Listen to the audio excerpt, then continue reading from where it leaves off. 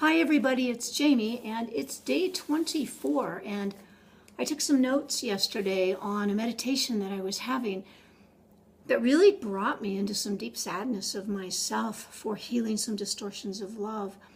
And I identified something that just felt like a root that I could pull up from my subconscious that I actually didn't know was there. I knew the feelings of what it was feeling like. Abandonment or struggle or trying to make happen or hold on to love or grief and sadness. And I was just looking at some different times of my life and I realized I actually had a voice that came up from deep in my being that expects, it actually has an expectancy that when I have my love, the love's going to go away. That went back to some childhood things with a father who was in the army and it was daddy's girl. I was very close to him. And he traveled a lot and was gone a lot. And he was a terrific provider for the family and he was really busy. And when you go back to pre-verbal baby stuff and you look at issues and circumstances in your life when our daddies have to be gone a lot. Some of us never even had daddies. I'm grateful I did. I love my dad. I'm very blessed. But he was really busy with his career. And I looked at relationships in my life. I watched my mom being a military wife that took care of so many things, but she was alone a lot. I actually found that to be normal. And I went into relationships at a young age when I started having feelings for boys and started having my first relationships in high school and college.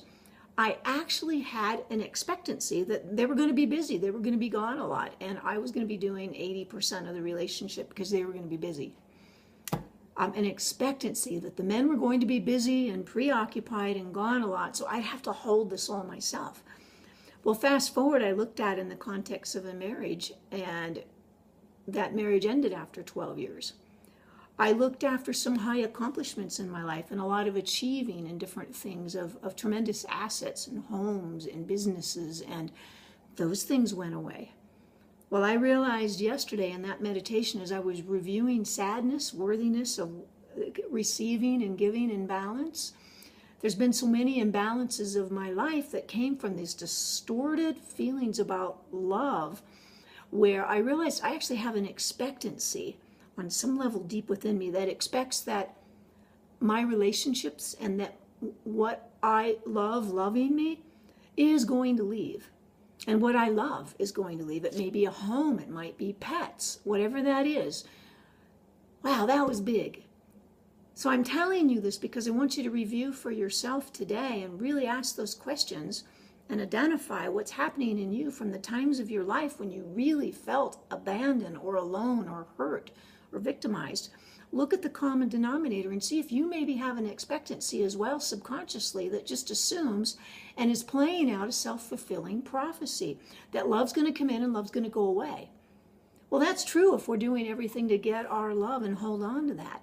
That's why we've got to heal these false misconceptions and perceptions about the truth of divine love that is always with us, coming in and through us.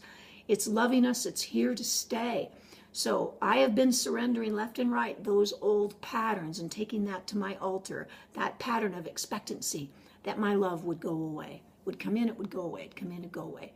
Nope, not anymore. Holy Spirit and I are taking care of that. So look for your own life today. Are you living self-fulfilling prophecy in some areas of your subconscious that's expecting that love is not going to blossom you and be in your life as you really, really desire and want? Take that on in your healing to your altars today. I love you. See you tomorrow.